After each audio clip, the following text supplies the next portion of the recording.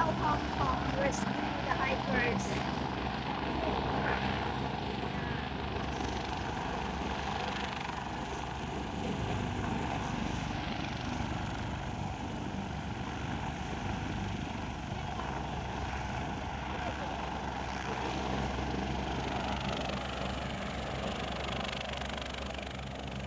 Ang bilis lang ng dito ng rescue team. Kanina nandun lang kami dun sa may itaas ng bundok na yan. Tapos may nakita kami mga tao sa ibaba. So, wala sila sa trail. So, yun pala yung rescue nila. Hindi lang namin alam kung ano nangyari. Pero, manggaling lang kami dun nakita pa namin yung mga tao. Tapos, nandito lang kami sa kabila. Paglampas namin dito sa may nakakit na kami ng konti ba dumating na kaagad tong chopper na mag-rescue. Napakabilis ng ng pag-responde nila sa mga nangangailangan ng tulong dito sa Hong Kong. So, kailangan talaga mag-ingat, no, sa mga hikers. Kailangan natin mag-ingat, no, at saka stay on trail. Huwag kong lumayo sa trail. Tulad nila, wala po sila sa trail. Kasi nakita namin sila wala sa trail. Nakahanda na yung rescuers na pababa kasi nakita na nila yung i-rescue nila. Na na nila. Na-locate na nila. Buti na lang hindi madami yung kahoy dito banda.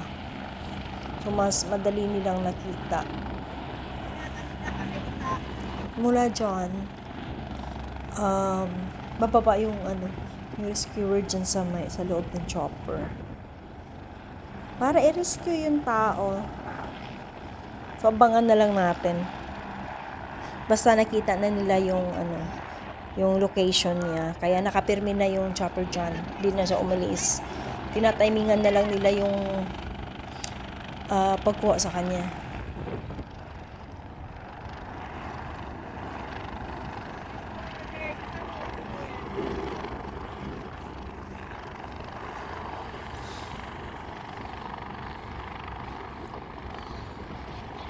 Sinusum ko nga lang kasi malayo-layo pa naman sa amin, siguro mga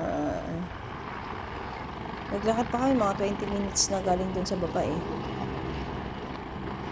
sa location namin.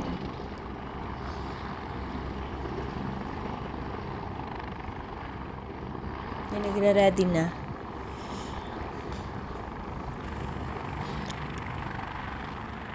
Tinatimingan na lang nila yan para makuha nila. Grabe no, kagaling nila. Pero buwis buhay din to Tingnan nyo guys kung paano siya bababa. Pinapaalis kami. Lumayo-layo daw kami.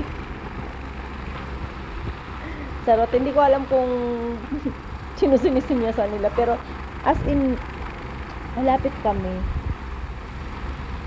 Pero nasa bundok kami. Sa taas kami ng bundok.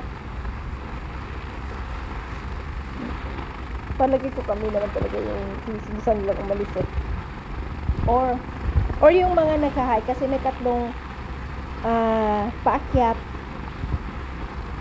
na malapit na sa amin. So, I think sila yung sinasabihan na mag-go. Na tuloy lang. Kasi naabutan nila din kami dito sa taas.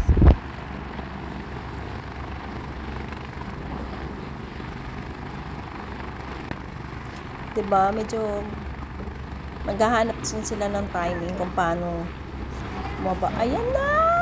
Grabe. Diba nakakatakot? Sa wakas, masisave na rin yung tao na tumawag. Sana okay lang siya.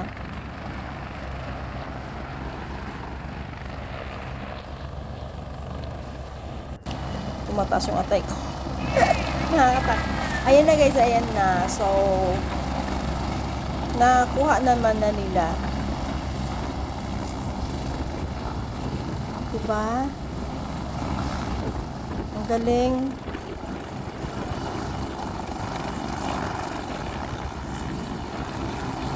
Okay naman. Na-injured lang siguro. Sana okay siya. Rescue na siya. Yes.